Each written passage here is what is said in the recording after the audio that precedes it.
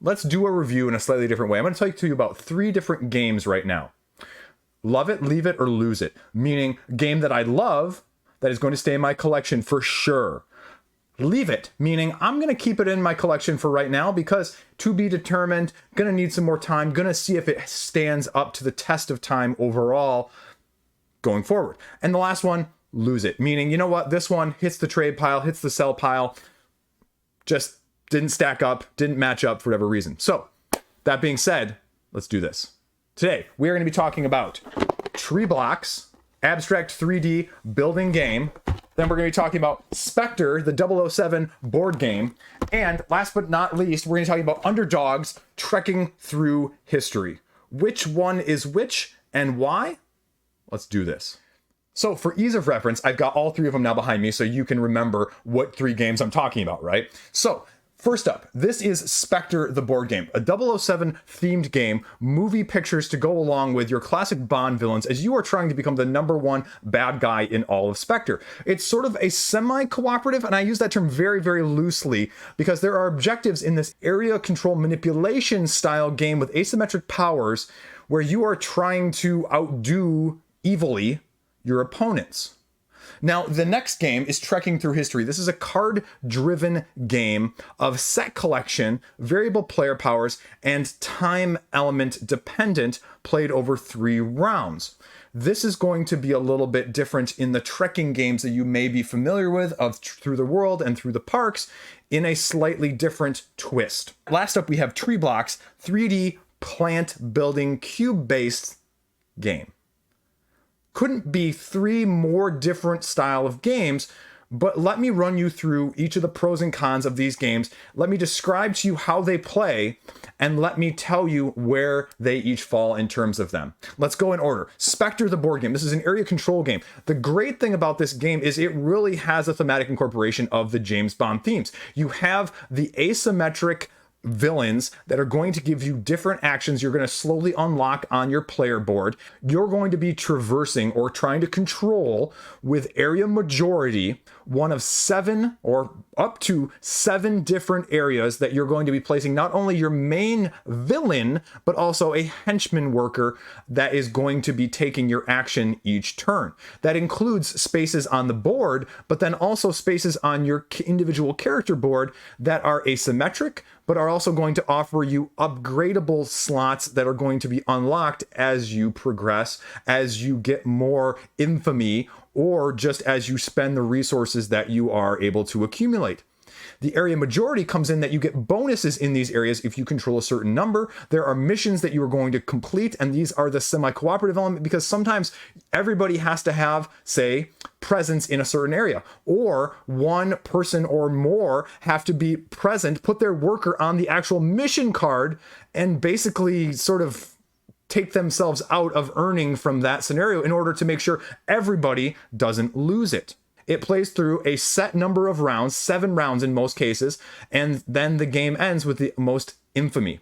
You have secret missions that you're going to be utilizing that you can turn in at certain points of the game or at the end. That will either be fully pointed, or if you get revealed by 007, significantly less valuable in terms of, becoming #1. Trekking Through History. This is a card-driven set collection game where you are basically trying to go in order chronologically through history, collecting cards, drafting them, gathering resources from the cards as well as the slot position of said cards as you were going along. The strength of this game is that it's really straightforward. It's really easy to play. There are some meaningful choices, but there is a lot of randomness as well, and that's going to be a turnoff for people. It really is, round and round dependent. Shuffling the cards and the order in which comes out is going to give you a different experience at 2 players versus 3 or even 4. And so how much tactical versus strategic nature are you looking for? This game is very tactical. The strategic nature by the taking of the cards and drafting them out of the rows, thus shifting the whole row, and depending on the resources that are going to be either gained or lost with that is going to be very divisive. The use of the chronological time as a round marker is very intuitive, and I really love that, and it's highly, highly, highly underrated as the person in the back gets the next turn. Love that. It uses it well here. It's one of my favorite all-time mechanisms in another game like Glenmore Chronicles 2. The problem with it is I feel like the time expansion, the time warp expansion that comes with it, offering some more variability is really absolutely necessary as another element to not make the game seem so dry and similar between sessions. Because otherwise I feel like it would play out very similarly with the objectives and the quests that you're doing, even with the variability between them. But the time warp really makes it stand up a little bit better than just the base game alone. And so it's one of those that I wouldn't play without anymore either. Last up, we have Tree Blocks. Tree Blocks is a relatively unknown 3D element game where you have two players. You have a tree and a leaf style of block, and you can only play your leaves on your blocks. But if you have leaves, and when you're looking from a top-down perspective, however many of those you see determines how many blocks you get to put down per turn. So potentially what you're trying to do in a very thematically incorporated abstract game, which is very rare, you are trying to outgrow and cover up, from a top-down perspective, the active leaves, the open leaves of your opponent. So you're trying to go over them essentially and prevent them from getting the resources like sunlight in order to grow. Now, the interesting twist on this game, which is going to be very divisive, I think, if you look at this game, is at the very end. If you are able to not lose, essentially, right? If someone is able to play out all of their cubes before the other person then can play all of their cubes available at the end that will fit in active slots. And that can be very make it or break it, because you can see big swings because of that. Because the growth rate is determined, the growth rate being how many cubes you can place each turn, by how many open leaves you have. So if someone gets a significant advantage, they can really choke off their opponent very quickly. And it's a very, very aggressive abstract game. And if you do not want a very aggressive abstract game, this one may be a miss for you.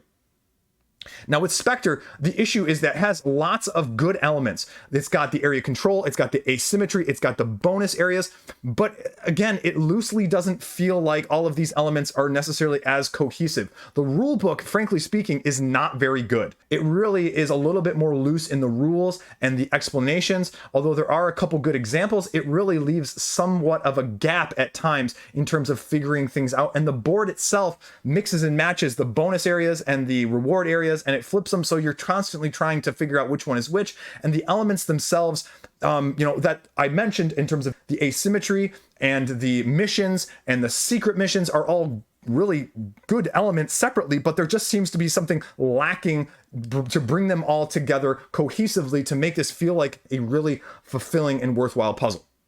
So, where are things at? Now that you've heard me talk about all three, right? Can you predict which one is which with the pros and the cons that I've mentioned?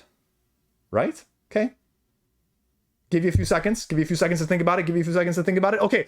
That's it. Okay. So right now, love it, leave it, or lose it. Love it. Abstract. This is an absolute classic. I can't believe, I looked at this box when I got it from the designer, and I owe him an apology because it took me forever to get this played, but this is an absolutely great abstract game. That end element is going to be swinging back and forth, so you may love it, you may hate it, but again, it's going to reward aggressiveness, and that's something we don't always see, with a lot of abstracts, right? You have to play it out, you have to be very patient. Nope. You got to know and you got to go. So then that leaves us like it and leave it. So where does that put us with Spectre and Trekking Through History? Now, again, nothing against, area control, but this is just an area control game that, like I said, its cohesiveness just doesn't seem to be there. The sum of the parts is not greater than the individual parts. And just for some reason, it just lacks that exact nature of putting it all together and making it shine. And so that for me right now is the leave it from that aspect of things, that I could say I can easily do without that. And I don't see that it's going to replace any area control game or do better than any of the area control games that I have in my collection. So that's going to be the leave it. The Trekking Through History, again, like I said, as much as I don't like the fact that an expansion has to be included to really make it that much better, the expansion really does give it a lot more legs and makes it a lot more appealing. My wife said that it was a little dry the first time we played it, right? But what she meant was, it felt a little bit samey, like you could be doing the same thing over and over again. But when we opened up the Time Warp expansion, that really seems to give it, a puzzle-like nature that is going to be drastically different and re-engaging each time. So that is why right now it's staying, it's not going anywhere, and I'm intrigued to play it more to see how it lasts. So there you go. Those are my thoughts. 3 games, short amount of time, comparing them all. Those are those 3 games. Hopefully this was interesting. Hopefully this was helpful. A little bit of everything here. Love it, leave it, or lose it. I'll be doing a few more of these in the future. Let me know what you think in the comment section down below. As always, stay classy. See you around.